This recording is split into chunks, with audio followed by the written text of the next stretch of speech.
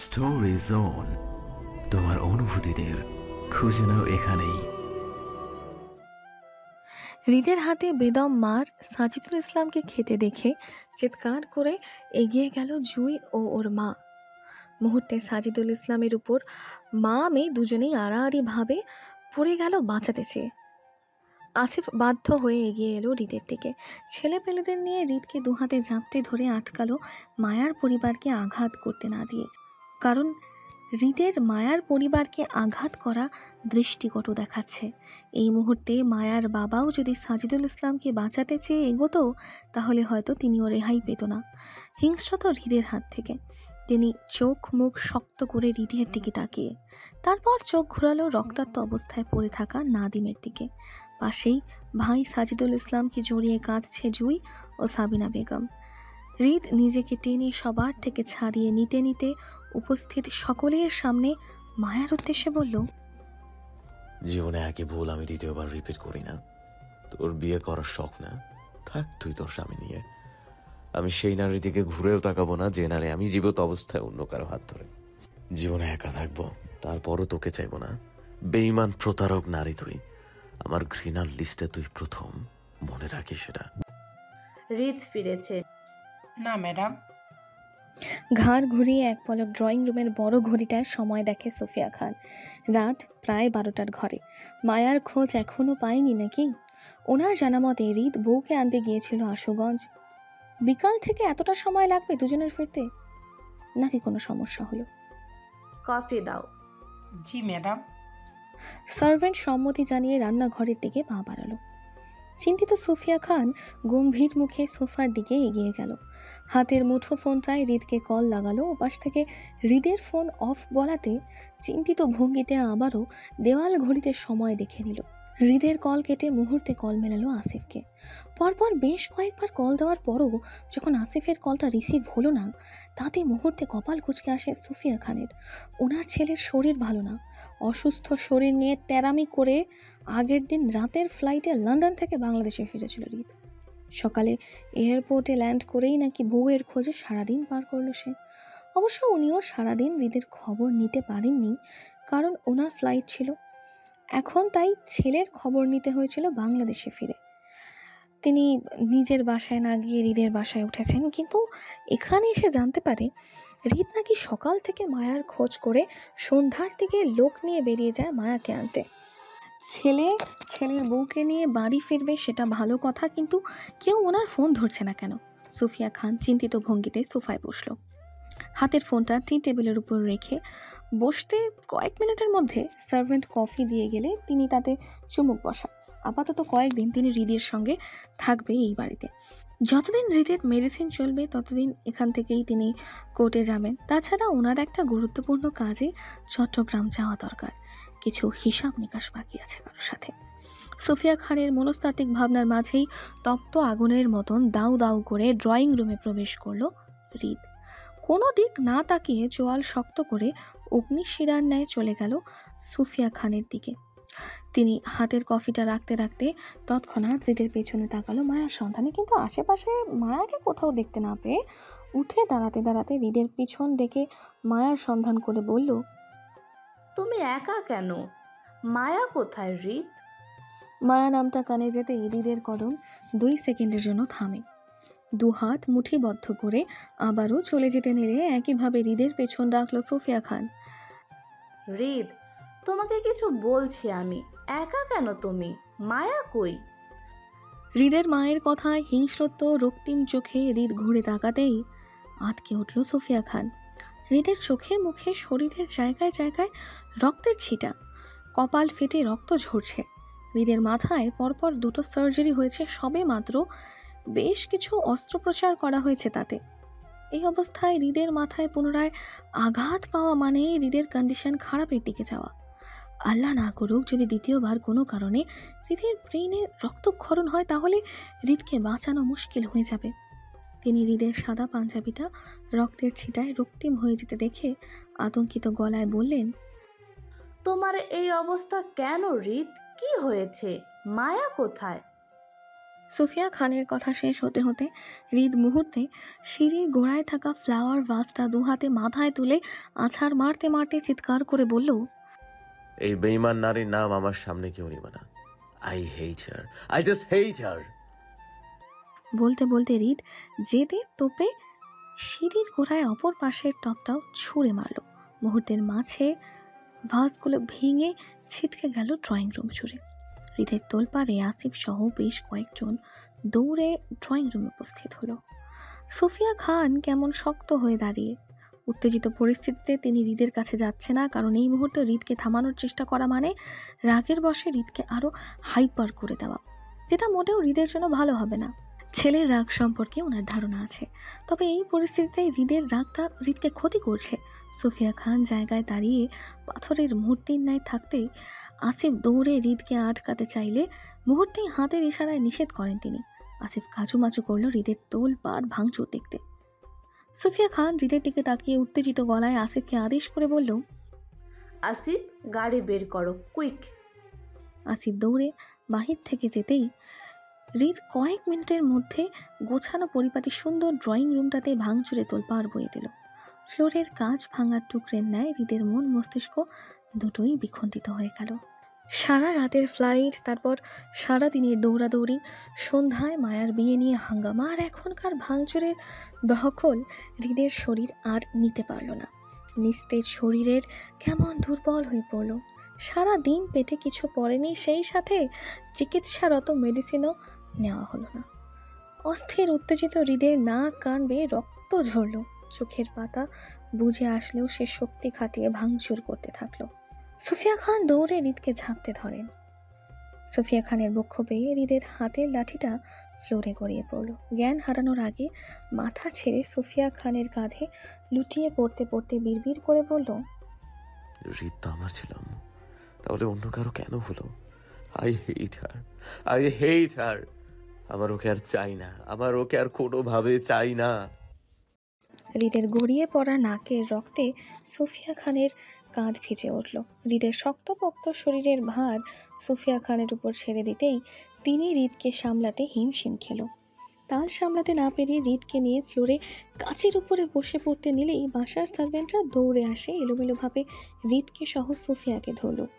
দুহাতে তখনও হৃদকে ঝাঁপতে জড়িয়ে সুফিয়া খান বুঝতে পারেন ছেলের মন ভালো নেই। কিছু একটা হয়েছে যার জন্য ওনার শক্তপোক্ত ছেলেটাকে মানসিকভাবে ভেঙে দিয়েছে। ওনার শক্ত চেহারায় আবারও অশ্রু জড়ালো। হৃদকে ধরাধরি করে রাতের আধারে তৎক্ষণাৎ নেওয়া হলো হসপিটালে। হৃদকে আইসিইউতে রেখে অক্সিজেন মাস্ক পরালো। ইউরোপিয়ান ডক্টরের সাথে কনফারেন্স কলে থেকে ট্রিটমেন্ট দিল। টানা ৪৫ দিন কোমায় থাকার পর হৃদের জ্ঞান ফিরেছিল সবেমাত্র ৩ দিন আগে। এই অবস্থায় হৃদ মানসিক চাপ নেওয়া মানে নিজের জীবন ঝুঁকিতে রাখা। ডক্টর হৃদের ব্রেন শান্ত রাখার জন্য ঘুমের ইনজেকশন পুশ করলো। ডক্টররা সুফিয়া খানকে জানায় হৃদকে কয়েকদিনের মধ্যে ঘুমের মধ্যে রাখতে হবে, তাতে হৃদের মস্তিষ্ক শান্ত থাকবে, নয়তো পেশেন্টের অবস্থা আরও খারাপের দিকে যেতে পারে। সুফিয়া খান নীরব সম্মতিতে ডক্টরদের কথা মেনে নেন। উনি ছেলের ভালোই চান, ওনার ছেলেটা সুস্থ হোক, তাতেই হবে। হৃদের আইসিইউর বাইরে চেয়ারে মাথা ঝুঁকে বসেছিলেন সুফিয়া খান। রাত তখন 1:30টার ঘরে। আসিফ নিজের হাতের ফোনটা সুফিয়া খানের দিকে এগিয়ে দিতেই মাথা তুলে তাকান তিনি। ফোনের দিকে তাকাতেই আসিফ ছোট গলায় বলে, গুলশান থানার ওসি ফোন করেছে ম্যাডাম। অসময়ে পুলিশের চক্রে বিরক্তির প্রকাশ করেন সুফিয়া খান। বিরক্তি গলায় বলল, কি চাই? সুফিয়া খানের বিরক্তি কাচুমাচু করেন আসিফ। হৃদের মা সঙ্গে কমই ওঠা বসা। কেমন রাগী আর জিদি মানুষ এই মহিলা, দৃষ্টিও কেমন বাজ পাখির ন্যায়, কথা বলেও কেমন তীক্ষ্ণ। আপনার সাথে কথা বলতে চাই, জরুরি ছিল একটু। বিরক্তি তৎক্ষণাৎ উত্তর আসলো সুফিয়া খানের, নট নাও, পরে কথা বলবো, রেখে দাও। আসিফ সুফিয়া খানকে পুনরায় ফোনটা এগিয়ে দিতে দিতে বলল, একটা ঝামেলা হয়েছে ম্যাডাম। হৃদ ভাইয়ের নামে কেস ফাইল হয়েছে 3টা। ওসি বলেছে নারী নির্যাতন মামলা, গাড়ি ভাঙচুর সহ 10 লাখ টাকার গহনাপাতি চুরি নিয়ে মোট 60 লাখ টাকার মামলা করেছে, সাথে মার্ডার কেসও আছে একটা। 3টা মামলা নাকি আশুগঞ্জ থানা থেকে গুলশান থানায় ট্রান্সফার করা হয়েছে এই রাতে। সেই জন্য ওসি সাহেব আমাদের কল করে বিষয়টা জানাচ্ছেন। হৃদ ভাই তো অসুস্থ, আপনি যদি দেখতেন বিষয়টা।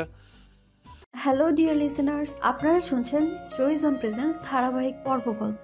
আমাদের সামগ্রিক প্রচেষ্টাকে উৎসাহিত করতে লাইক এন্ড কমেন্ট করতে ভুলবেন না। Thank you. আসিফের কথায় কেমন তেতে উঠল সুফিয়া খান। একটার পর একটা ঝামেলা। ওনার ছেলের পিছনও ছাড়ছে না, ওনার ছেলেটাকেও সুস্থ হতে দিচ্ছে না, এখন আবার উটকো ঝামেলা। শালার বেয়ারা মরার আর জায়গা পেল না। ভাবছিলাম হাত নষ্ট করব না, আমারে মাঠে না নামাইলে কারো শান্তি নাই। দে ফোন দে। কথাগুলো বলতে বলতে আসিফের হাত থেকে ফোনটা এক প্রকার ছিনিয়ে নেওয়ার মতো করে কানে তুলল তিনি।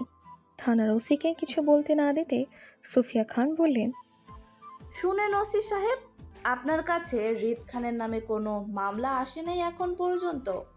বাকিটা কি করতে হবে সেটা আপনি ভালোই জানেন। বুদ্ধিমান লোককে কিছু বলতে হয় না আশা করছি। ফোনের ওপাশ থেকে ওসি সাহেবের গমগমে উত্তর বলল, জি মিসেস খান, বুঝতে পেরেছি, কিছু বলতে হবে না। আসলে আপনি না বললেও আমরা এই মামলা হাতে নিতাম না। দোয়া করবেন, তাতেই হবে।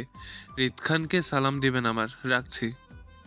কল কেটে যাওয়ার আগেই সুফিয়া খান ওসির উদ্দেশ্যে বলল, শুনেন ওসি সাহেব, ফোন রাখলে হবে না, আপনার কাজ শেষ হয়নি। আসলে আমার ছেলেটা একটু অসুস্থ, আর অসুস্থ ছেলেটা আমার ইমোশন। এখন যদি কেউ আমার ইমোশন নিয়ে টানাটানি করে তাহলে সেটা আমার মোটেও ভালো লাগবে না। আপনি এক কাজ করেন, আশুগঞ্জ থানার নাম্বারটা আমাকে সেন্ড করেন। সেই সাথে থানার ফোন করে জানাবেন মামলা করার বাদী জনাব জামাল শওকত চেয়ারম্যান একজন মোস্ট ওয়ান্টেড ক্রিমিনাল, তাকে যেন থানায় আটকে রাখা হয়। আসলে আমি ওনার সাথে কথা বলতে চাইছি, সাক্ষাৎ করতে চাই, বুঝেছেন? সুফিয়া খানের কথায় তৎক্ষণাৎ সম্মতি জানান ফোনের ওপাশের থাকা ওসি সাহেব। জি ম্যাডাম, হয়ে যাবে। ধন্যবাদ ওসি, তবে আপনার খেয়াল রাখা হবে, চিন্তা করবেন না, আমার লোক যাবে আপনাকে খেদমতে। ওপাশের ওসি সাহেব খুশিতে উৎফুল্লতা দেখিয়ে বললেন, আপনার দোয়াই আছি ম্যাডাম। কল কেটে যেতেই আসিফের হাতে ফোনটা তুলে দিতে দিতে সুফিয়া খান কপাল কুঁচকে তাকান আসিফের দিকে। কিছু একটা ভেবে বললেন, তুই আমার সাথে যাবি নাকি হাসপাতালে থাকবি হৃদের সঙ্গে, কোনটা? আসিফ সুফিয়া খানের কথায় দ্বিমনা করে বলল, আমি আপনার সাথে যাই ম্যাডাম। রাদীপ ভাই তো বলেছেন তিনি আসছেন, হৃদ ভাইয়ের সঙ্গে রাত্রে থাকবেন এইখানে। আপনার হয়তো আমাকে প্রয়োজন পড়তে পারে।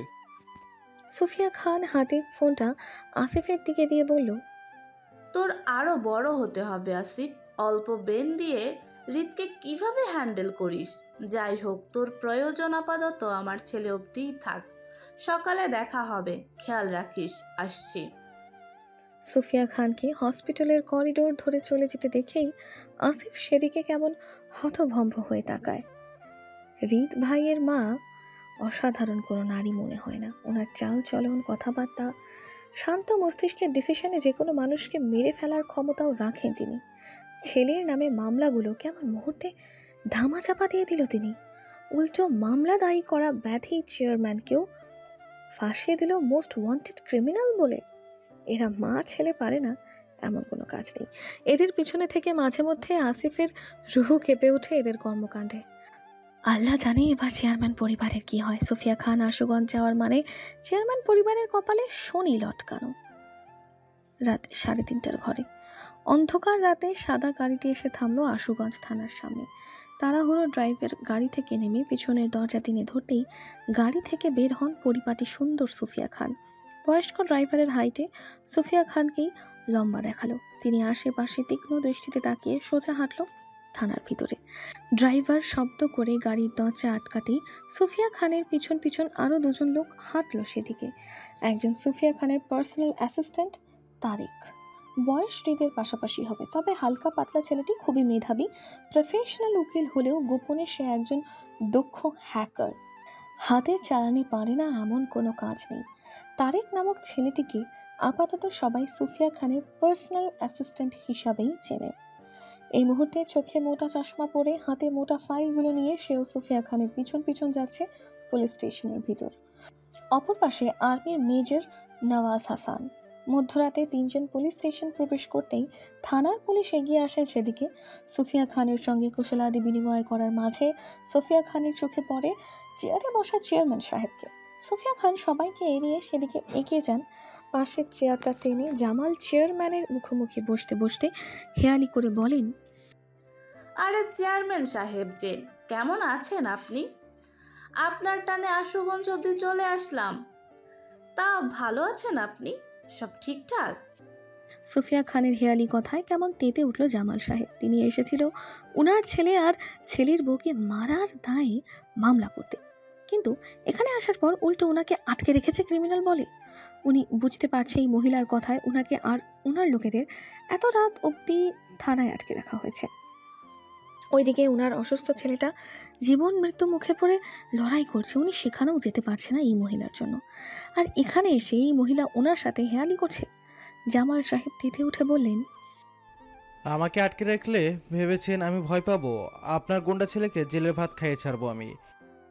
জামাল সাহেবের কথায় সোফিয়া গা ছেড়ে চেয়ারে বসতে বসতে পায়ের উপর পা তুলল, হেয়ালি করে বলল, কি চেয়ারম্যান সাহেব, এটা কেমন কথা? আমি আপনার সাথে কথা বলছি আর আপনি আমার ছেলেটাকে টানছেন। This is not done. মা এসেছে, তার সাথে কথা বলুন না, শুধু শুধু এসবের ছেলেটাকে কেন টানছেন? সুফিয়া খানের হেয়ালি কথাগুলো যেন জামাল সাহেবকে উত্তেজিত করছেন বারবার। তিনি রেগে চিল্লিয়ে বললেন, কারণ আপনার ছেলে একটা গুন্ডা সন্ত্রাসী, তাই। সুফিয়া খান আগের ন্যায় হেয়ালি করে বলল, আপনি আমার ছেলের বউকে নিজের ছেলের বউ করে নিয়ে যাবেন আর আমার ছেলে গুন্ডামি করলেই দোষ ধরেন? আপনার বউকে যদি আমার স্বামী বিয়ে করতে চায় তাহলে আপনি কি করবেন? সুফিয়া খানের কথা শেষ হওয়ার আগেই জামাল সাহেব চেতে উঠে চিৎকার করে বলল, আপনি বেশি বাড়াবাড়ি করছেন। জামাল সাহেবকে উত্তেজিত হয়ে যেতে দেখে দারুণ হাসল সুফিয়া খান। হেয়ালি করে বলল, আপনার বুড়ো রক্ত যদি এত গরম হয় তাহলে আমার ছেলের জোয়ান রক্ত কতটা গরম হওয়া দরকার চেয়ারম্যান সাহেব? আপনি বুড়ো বয়সে আপনার বউয়ের ভাগ বসাতে চান না, তাহলে আমার জোয়ান ছেলে কেমনে পারবে?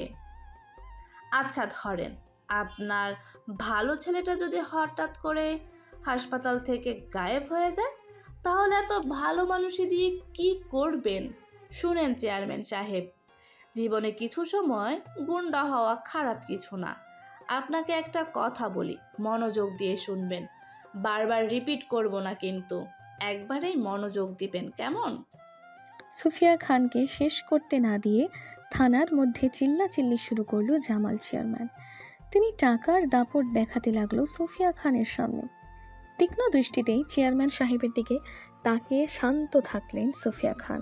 চেয়ারম্যান সাহেব বলতে লাগলেন, আপনাদের মতন মানুষের আমার চেনা আছে, 12 বছর ধরে চেয়ারম্যানই করছি আমি। আপনাদের মতো 2-4টে টাকাওয়ালা মানুষকে উড়াই দেবার মতন ক্ষমতা আমিও রাখি। মেয়ে মানুষের মতন থাকেন, অযথা একটা পুরুষের সাথে কোলাতে পারবেন না। আপনাকে ছেলেকে তো আমি ছেলের ভাত খাইয়ে ছাড়বো। চেয়ারম্যান সাহেবের কথায় তিনি কেমন সুন্দর হাসলেন, যেন মজার কিছু শুনতে পেয়েছেন তিনি। পা নামিয়ে তিনি কনস্টেবল এগিয়ে দেওয়া চা কাপটি হাতে তুলতে তুলতে বলল, আপনি আমার ছেলেকে জেলের ভাত খাওয়াবেন, ভালো কথা, কিন্তু তার জন্য তো আপনাকে আগে একটা কেস ফাইল করতে হবে, কারণ বাংলাদেশ সংবিধান আইন অনুযায়ী আপনি কোনো কেস না করে কাউকে জেলের ভাত খাওয়াতে পারবেন না, এটা আইনে নেই।